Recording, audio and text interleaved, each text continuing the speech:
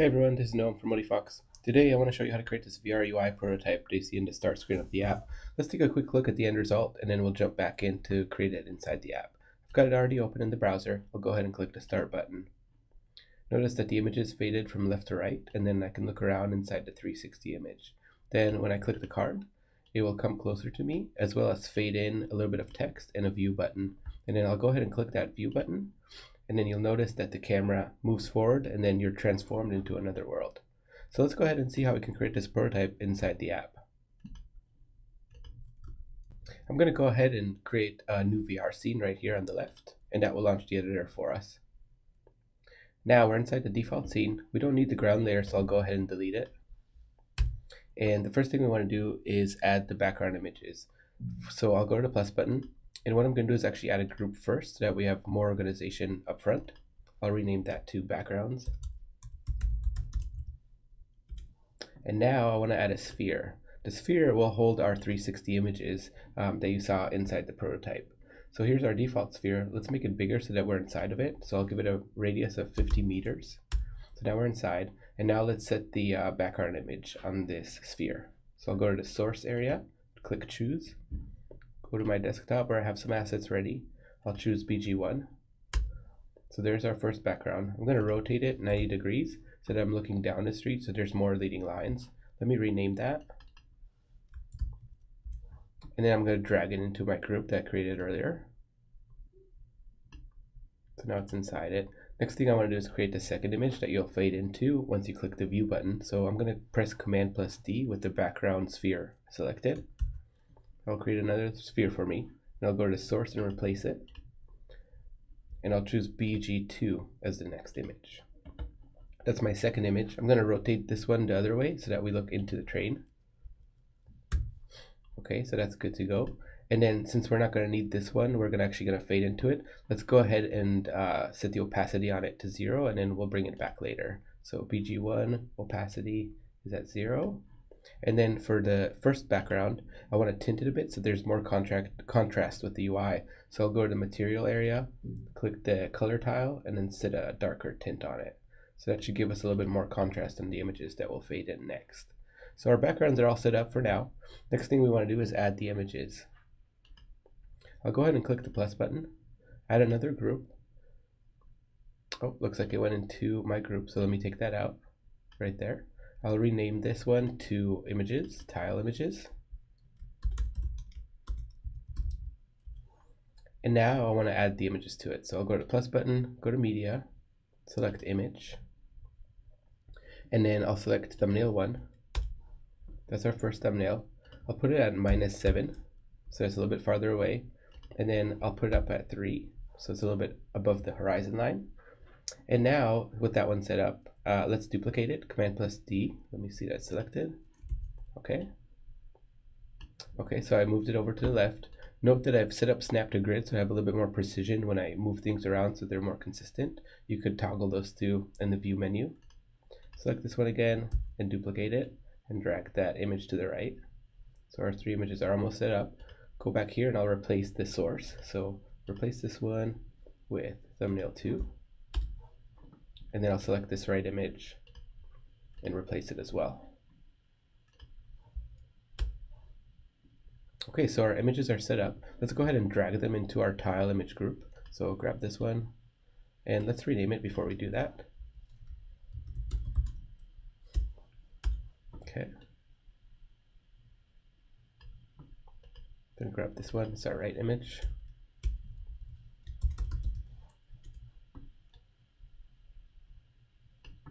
And finally our left one.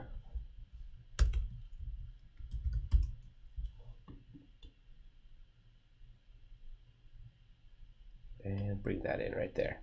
All right, so our 3 images are set up.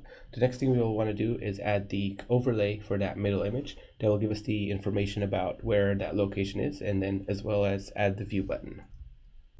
I'm going to go over to the left here, go to the tile images group, and then what I want to do is actually add a group that will hold our overlay and the image together. So I'll go to the plus button, select a group, and then I'll bring that down to 0. Now the coordinates are inside a group right now, so they're relative to that group. So basically they're 0, 0 relative to the tile images group. Let me rename this to center tile. And then let me drag this image into it. Okay. Now I want to add the overlay. So our image is 4x3. So I'll go to the plus button, click shape, select plane. I'll make it 4x3 just like our image. I'll make it a little bit darker. And then let me tint it a bit. 0.75 should be where we want it. And now let's place it at 0. And let's see where our image is. Our image is at -5, so we'll place the plane right next to it. -5. And let's see what the height is. So let me grab this value so that we're consistent. And I'll just paste it in here.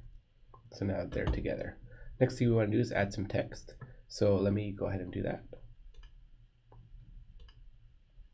There's our text. I'll bring it down to the same Y value. Actually, we could probably bring it down a little bit more. And we'll also put it at -5. Okay.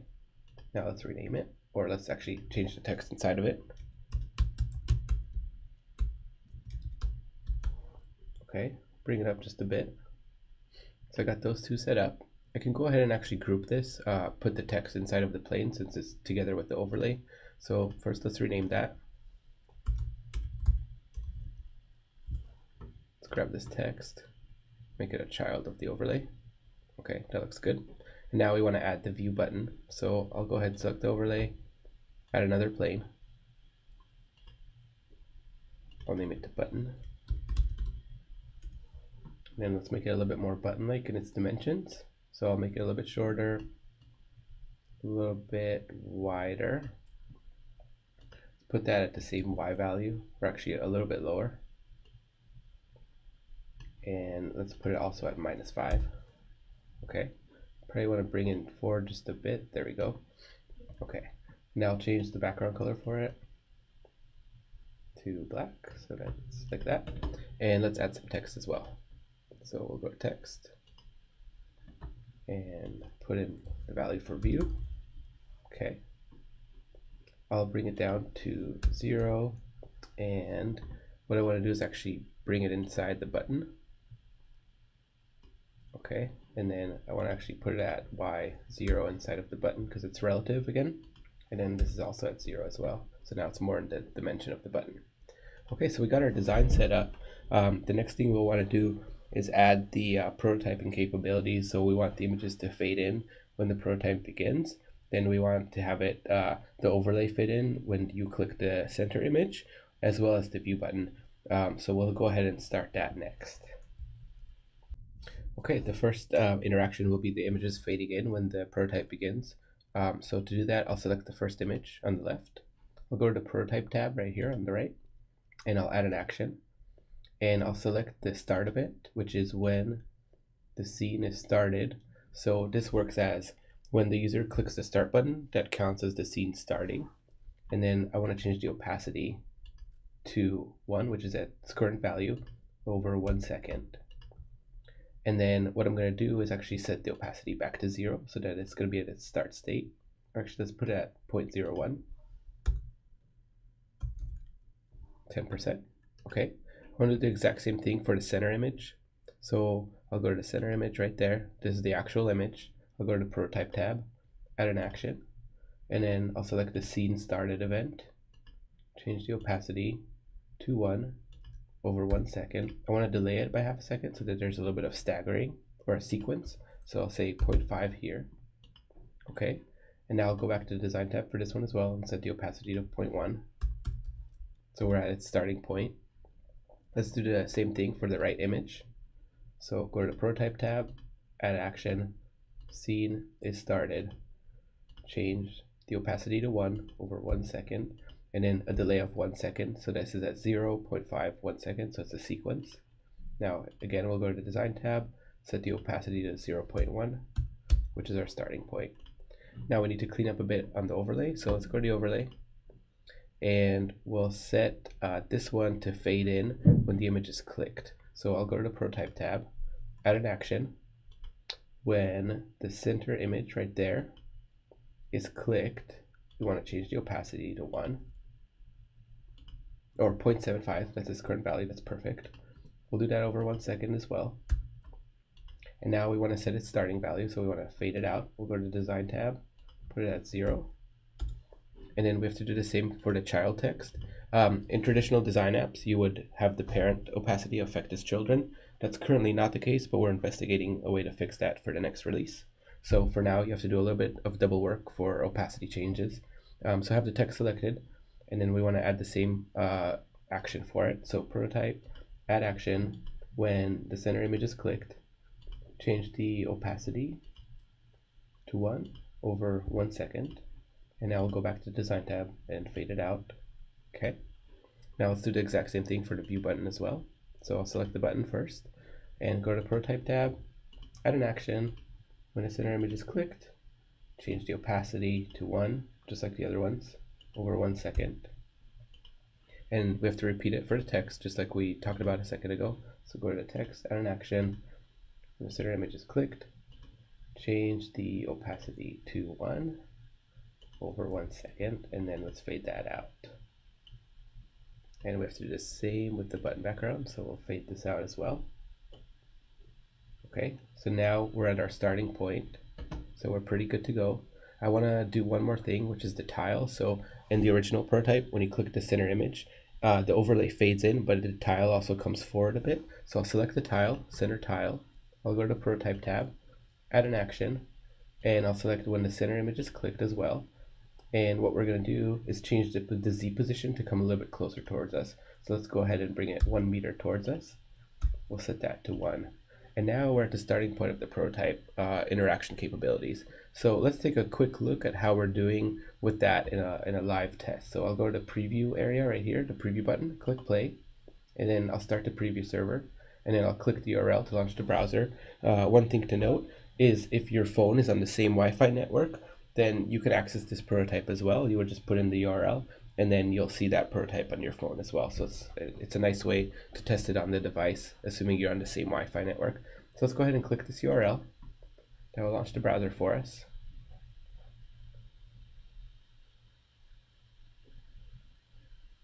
Okay, I'll go ahead and click start. So there's our images fading in, and then I can look around inside the 360 image, just like the original prototype.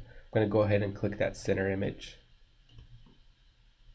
and it came in towards us just a little bit. It's a bit slow, but everything's in sync the way we want it. So let's do a quick modification on that animation so that it's a little bit more elastic. I'll go ahead and close this. I'll go back to the center tile. It's already selected. What I want to do is change the easing function. So instead of linear, I really like the ease out elastic function. Let's go ahead and try that one. And then let's make it a little bit more extreme. Instead of 1, we'll do 1.5, so it's a little bit closer to us. And then I'll click play again, go to that same URL.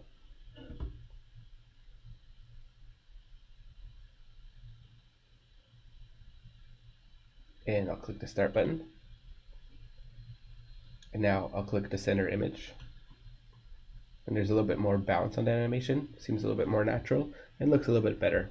So that's a pretty good spot to be at. And the next thing we want to do is have that camera animate in a little bit. And then at the same time, we're going to swap that 360 image as if you are transformed into another world after you click the view button.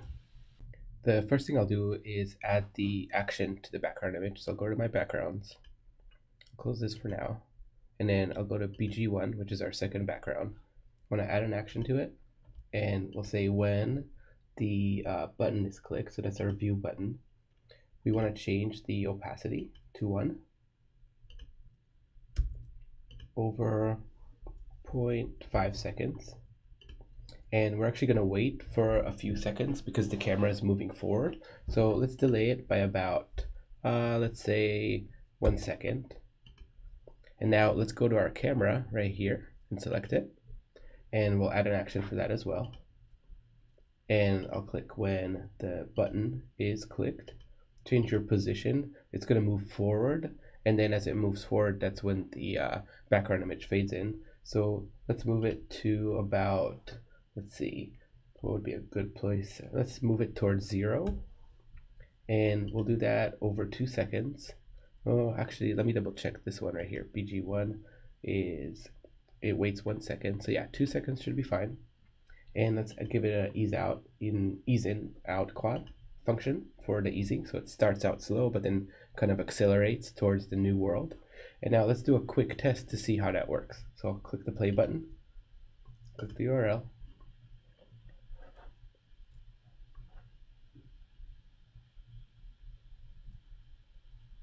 Okay, I'll click the start button. There's our images fading in. Click the center image, comes towards me. I'm going to click the button. There's our camera. Okay, so we need to move it a little bit more forward. So let's go ahead and change that, but it's a good start. So I'll go to my camera. I'm going to move it towards, so let's double check. The tile images are at -2. So that's where we want the camera to be. So let's go to camera.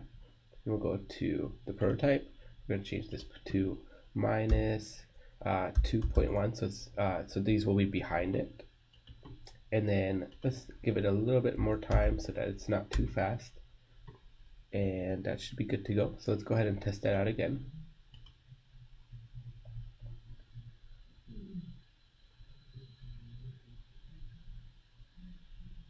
Okay, click the start button. Click the center tile. Now I'm going to click view. There's our camera moving in. And we're still a bit too close, obviously. So let's do that one more time. So let's move the camera to -3. That should be good. And let's just do 3.5 just to be double sure. And over 2 seconds, I think 2 was actually kind of slow, so let's do 2 seconds. In the middle of that, the image swaps at 1 second afterwards. Go ahead and close these and then click play.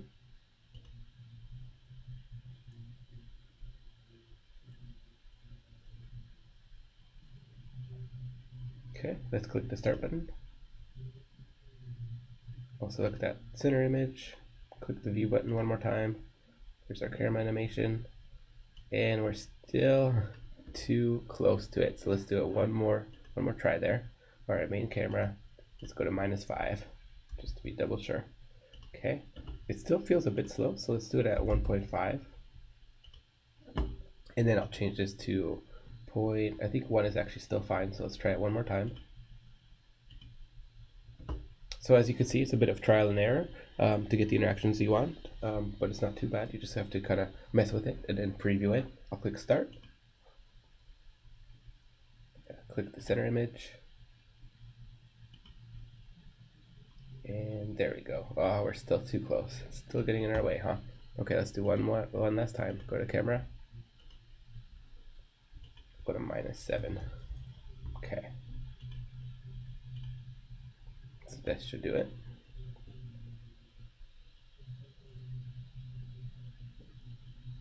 Okay. And now this should be the one where we move forward and we're swapped into that world. All right, so you just saw how to create this prototype from scratch inside the app. We did a review of basically of the design capabilities, a little bit of the grouping capabilities, and then once your design is all set up, that's when you can add the prototyping actions to the objects and make it a little bit more interactive, as well as preview it live in the browser, as well as on your device, assuming you're on the same Wi-Fi network. So I hope you enjoyed this tutorial.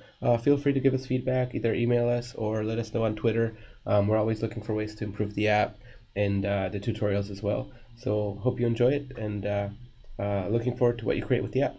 Thanks.